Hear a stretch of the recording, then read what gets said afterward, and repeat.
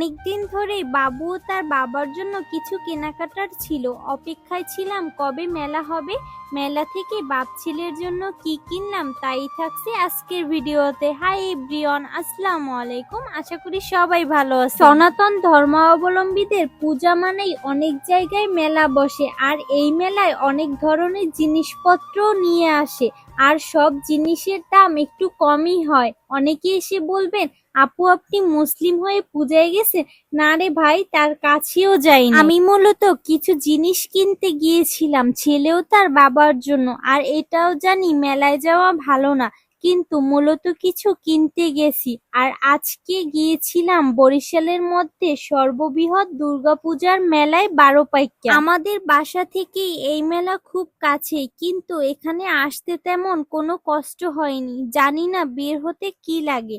সত্যি কথা বলতে অনেক বেশি ইচ্ছে ছিল এই ময়ূরের মধ্যে দিয়ে সেই মাঠে যাব, আর ফাইনালি কিন্তু তার মধ্যে থেকে হাঁটতেছি।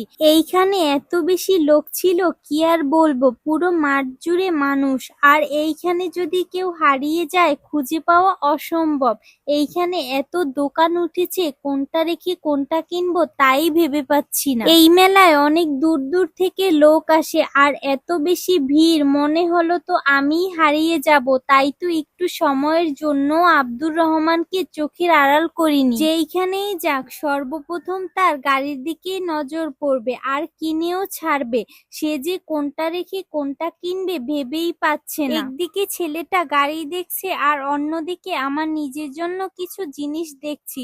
অবশ্য আমার নিজের জন্য কিছু কেনার দরকার নেই, তাও এসেছি যখন একটু দেখে নিই। গাড়ি কিনে এখন একটা চশমা ও ঘড়ির দোকানে যাব বাবুর জন্য ঘড়ি ও চশমা কিনতে। মার্কেটের দোকানের থেকে এখানে ঘড়ি ও চশমার দামটা একটু কম, তাই তো এখানে আসছি। আমার বাবাকে এই চশমাটায় কেমন লাগছে অবশ্যই কমেন্ট করে বলে যাবেন। সবাই মাশাআল্লাহ বলে যাবেন। কিন্তু এটা কেনার মূলত কারণ হচ্ছে ওর বড় ভাইকে যখন দেখে ঘড়ি চশমা পরে তখন বলে আমারটা কই। আসলে বাচ্চারা তো এমনই, একজনের কিছু দেখলে সেইটাও তার লাগবে। এইটুকুই তো শখ ছিল, তাই ভাবলাম পূরণ করি। আমি চাই না আমার ছেলে কোনো কিছুর জন্য আফসোস করুক। হয়তো ওকে কোনো বড় কিছু দিতে পারি না, কিন্তু চেষ্টা করি এই ছোট ছোট আবদার পূরণ করতে। ছেলেটা এতটুকু জিনিস পেয়ে কতটা যে খুশি হয়েছে তা হয়তো কাউকে বলে বোঝানো যাবে না। ওর বাবা আর আমি চেষ্টা করি ওর এই ছোট ছোট